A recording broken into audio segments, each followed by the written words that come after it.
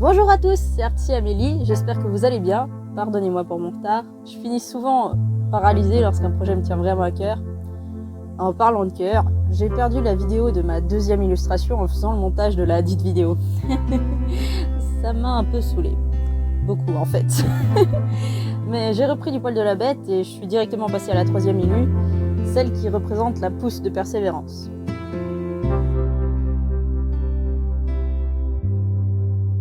J'ai été quelqu'un de très persévérante à plusieurs moments de ma vie, mais je ne me considère pas comme telle actuellement. Je suis passée par plusieurs dépressions et comme je vous l'ai dit précédemment, plus un projet me tient à cœur, plus il m'est difficile d'en parler et de le mettre en avant. En fait, j'ai très peur de faire face à une critique injustifiée et de ne pas savoir quoi faire de ma colère.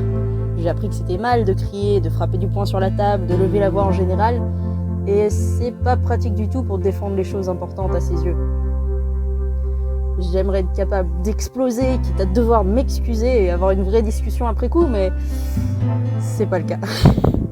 Je n'arrive pas à défendre ce en quoi je crois et lorsque quelque chose me tient vraiment à cœur, je vais le cacher, tout faire pour rentrer dans la jolie case que l'on a préparée pour moi et que je me suis préparée.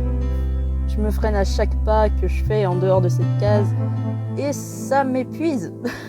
Un pas en avant, trois en arrière, toi-même tu sais. Mais il y a des hurlements qui me disent que ce n'est pas assez. Vous savez, toutes ces petites pensées qui se font tout de suite étouffer par d'autres idées, des pensées automatiques qui ont été nourries par des milliers de déceptions. Les périodes où tu réussis à avancer et à persévérer, c'est les moments où tu réussis à les envoyer balader. C'est les moments où je priais le matin, non pas pour ne pas être seule, mais pour trouver des personnes seules. Des jours où je refusais de me laisser abattre par les petites choses chiantes du quotidien, arriver en retard, se regarder dans la glace et trouver qu'on est trop gros, ce genre de choses. Étant quelqu'un d'extraverti, je recharge mon énergie en passant du temps avec d'autres personnes, en discutant plus particulièrement. Et c'est difficile lorsque vous ne voulez voir personne parce que vous vous sentez comme une merde. Parce que vous êtes promis de faire sourire les gens et qu'en ce moment, vous êtes à l'exact opposé de ça. Vous êtes chiant, triste, énervé pour un rien. Enfin, tous ces trucs un peu nuls. Enfin, pas forcément nuls. Comme ça, si quelqu'un m'aborde dans cet état, je vais lui parler normalement et je vais essayer de faire en sorte qu'il aille mieux. Et je pense que c'est le cas pour la majorité des gens. Mais j'aime vraiment pas être dans cet état-là. Et la persévérance, c'est vraiment continuer d'essayer. Et ouais, je suis contente de toutes ces fois où j'ai envoyé balader tout ce qui me faisait chier, toutes les mauvaises pensées que j'avais. C'est rarement des choses que les gens font. Bon, parfois oui, et en général, c'est là où j'ai le plus de mal à me défendre. Pas forcément en leur cassant la gueule, qu'on soit bien d'accord, mais rien qu'en leur disant qu'ils ont tort en fait. C'est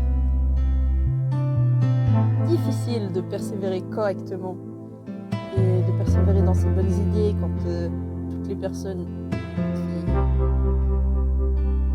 sont censées vous aider vous disent que c'est pas le bon moment ou ceci ou cela et déjà que vous êtes un peu nul pour persévérer, et à ce moment-là c'est la galère.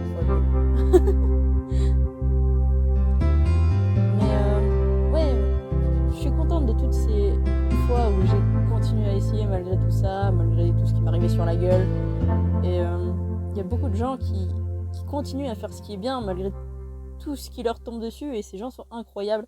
La persévérance, c'est vraiment quelque chose que plus on la travaille, plus ça devient facile à travailler. Mais quand on arrête de se mettre dans cette idée pendant un temps, ça devient super dur à recommencer.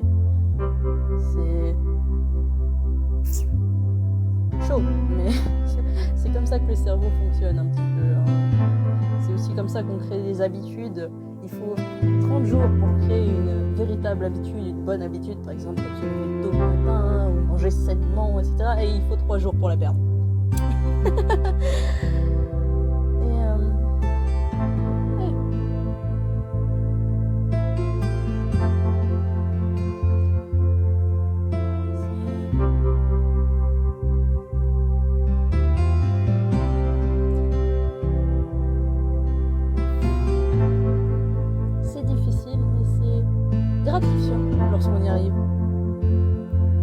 pas si...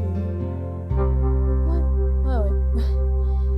En général, j'essaye d'aider les gens à être la meilleure personne qu'ils veulent être, mais comme t'es toi-même en dépression, c'est un peu, un peu compliqué. Et je comprends qu'il y ait beaucoup de gens dans mon entourage qui sont dans cette situation et qui, du coup, quand d'autres personnes ont besoin de cette petite poussée en avant, et ben, ils peuvent pas leur la donner. Et c'est triste, mais ça arrive, et ça arrive assez souvent en fait.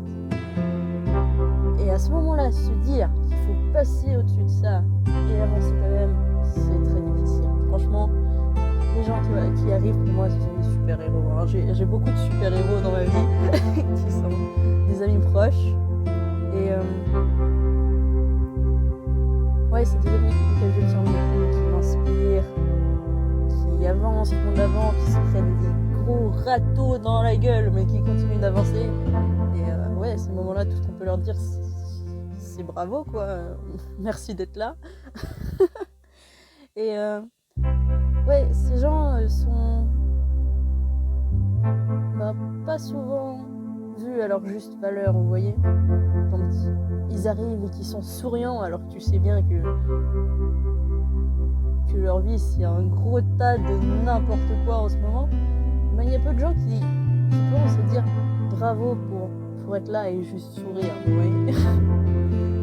Mais c'est quelque chose d'important et j'aimerais vous dire bravo pour avoir été là et avoir été souriant. Merci pour vos commentaires sous la vidéo, merci pour les commentaires que vous avez envoyés par message aussi, hein, pour les gens qui sont dans mon entourage. Et ouais, j'espère que vous pourrez continuer à persévérer vers les trucs qui sont vraiment importants pour vous, par exemple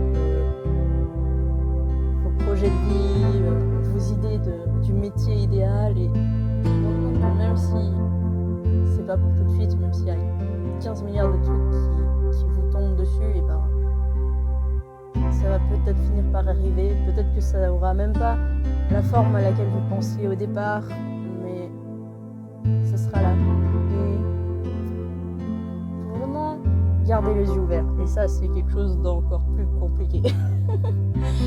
Parce que quand on touche le fond, on a tendance à se concentrer sur ce qui va pas en plus. C'est ce genre de cercle vicieux chiant.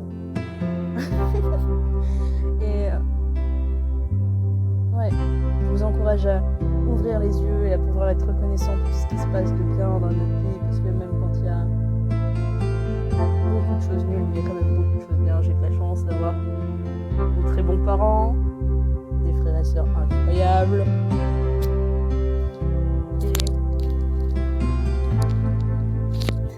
et beaucoup d'amis qui sont de vrais amis, enfin beaucoup, peut-être pas une centaine ou un millier, mais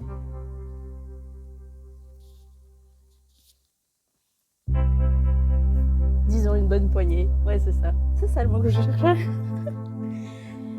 Bref, continuez à persévérer dans ce qui est important pour vous, dans ce qui vous tient à cœur, et donnez vos petites astuces en commentaire pour vos manières d'arriver à vos fins, de continuer à aller de l'avant.